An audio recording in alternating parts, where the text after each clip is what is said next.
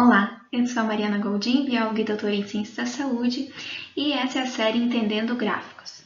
Nesses vídeos, nós vamos falar sobre como fazer leitura e compreensão de gráficos, para que possa entender melhor artigos científicos e também saber escolher qual o melhor gráfico para apresentar os seus resultados de pesquisa.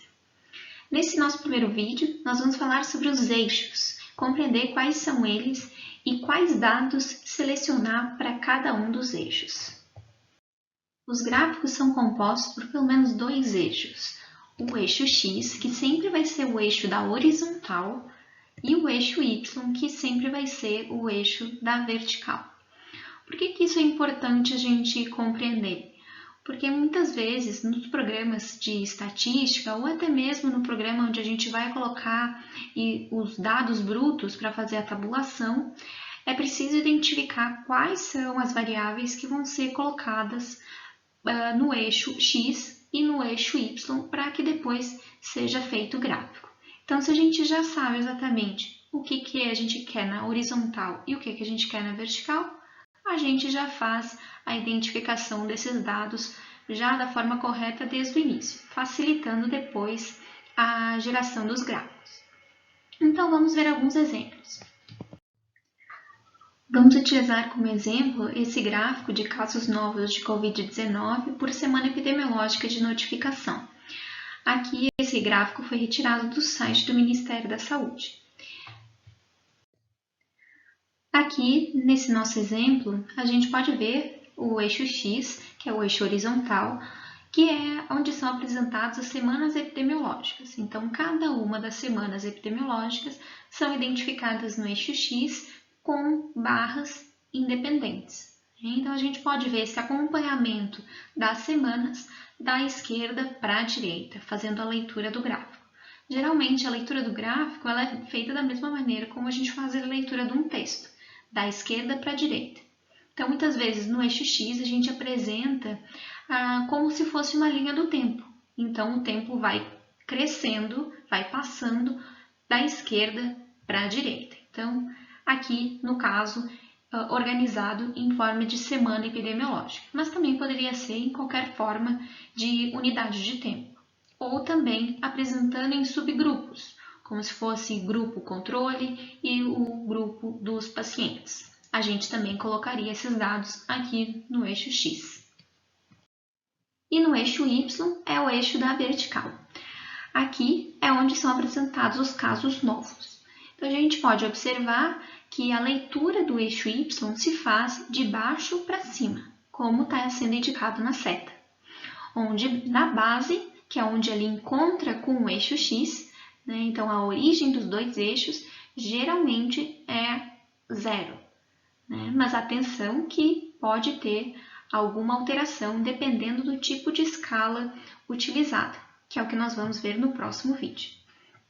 Aqui, nesse nosso exemplo, é o número 0 realmente. E vai crescendo conforme vai subindo o eixo Y. Então, a leitura do gráfico ela é feita de baixo para cima, acompanhando o eixo Y, e da esquerda para a direita, quando acompanhando o eixo X. Mas também a gente pode apresentar um gráfico com dois eixos Y. Isso a gente vai utilizar quando a gente quer apresentar duas constantes com grandezas diferentes ao mesmo tempo. Nesse exemplo aqui, a incidência de doença celíaca e a quantidade de glifosato aplicada no cultivo do trigo. O eixo X permanece na horizontal, onde aqui a gente pode observar que o eixo X é onde estão apresentados os anos. Então, é o tempo entre 1990 até 2010, com as informações anualmente. O eixo Y esquerdo, aqui ele é apresentado pela incidência dos casos de doença celíaca multiplicado por 1000, que são identificados no gráfico pelas barras amarelas. Então, para identificar as barras amarelas, nós vamos utilizar o eixo Y da esquerda. Aqui, atenção que a gente o eixo y, onde ele se encontra com o eixo x, não é o número 0, é o número 27. Então, a menor incidência que é observada nesse gráfico é 27.000, porque ali ainda está identificando, né, que é vezes 1.000 esse valor. Já no eixo y direito, é observado os valores de glifosato aplicado no trigo, também multiplicado por 1.000. Mas aqui, esse eixo é iniciado no 0.